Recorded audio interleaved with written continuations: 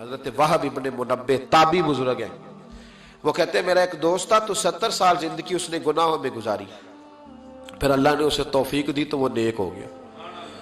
اور آپ فرماتے ہیں پھر اگلے 70 سال میں نے اسے واقعی نیک ہی دیکھا، اس نے وقت پہ نماز پڑھی، وقت پہ روزہ رکھا، اس نے وقت پر عبادت کی۔ پچھلے 70 سال کے گناہ بھی اس کے بڑے خوفناک تھے، اس میں ایسے ایسے بڑے پاپ تھے کہ اللہ الامان والحفیظ، اللہ بچائے۔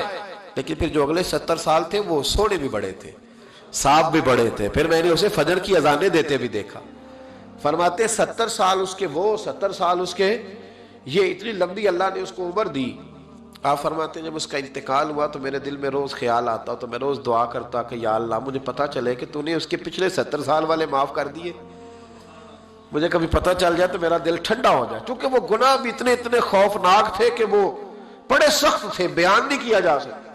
آپ فرماتے ہیں اللہ نے میری دعا قبول کی اور وہ مجھے خواب میں مل گیا۔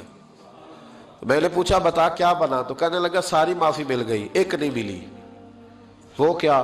کہنے لگے میرے پڑوسی کی چھڑی اس کے دروازے کے آگے پڑی تھی، تو میں ایک رات نکل رہا تھا اپنے گھر سے تو وہ چھڑی میں نے اٹھا لی کہ رستے میں کوئی جانور ستائے نہ۔ فرماتے ہیں بغیر اس کی اجازت کے اس کے دروازے پہ پڑی ہوئی چھڑی میں نے اٹھائی تھی۔ سارا رب کریم نے 70 سال کی گناہ معاف کر دیے، لیکن فرمایا یہ حقوق العباد کا معاملہ ہے۔ حضرت وہب ابن منبہ کہتے ہیں مجھ سے کہنے لگا، فرشتے کہنے لگے ساری معافی ہے پر ایک کوڑا قبر میں تجھے کھانا پڑے گا اس چھڑی کے سبب سے جو کسی کی گلی میں بغیر اس کی اجازت کے اٹھا کے لے گیا۔ تو مجھے پتا تھا اس کی، یار وہ یہی رکھتا ہے، جب باہر نکلتا ہے تو اٹھا لیتا ہے، میں نے اٹھا لی۔ فرماتے ایک کوڑا فرشتوں نے مارا تھا میری قبر پہ اور 100 دن میری قبر میں آگ بھڑکتی رہی ہے، 100 دن۔ اب اللہ نے مجھے فضل کیا ہے اور معافی ملی ہے۔ تو بھائی رستوں میں، چوکوں میں، چوراہوں میں ہم جو ظلم کرتے ہیں، جو زیادتی کرتے ہیں، جن چیزوں کو بغیر کسی سبب کے ہم رستے بلاک کر دیتے، ان چیزوں پر ہمیں توجہ دینی پڑے گی۔ اور پھر اس کے ساتھ ساتھ اگر کوئی چیز کسی کی موجود ہے، کسی جگہ پڑی ہوئی ہے، کسی نے رکھی ہوئی ہے، تو وہ اٹھانے کی بھی ہمیں اجازت۔ اینٹیں مہنگی ہو گئی ہیں،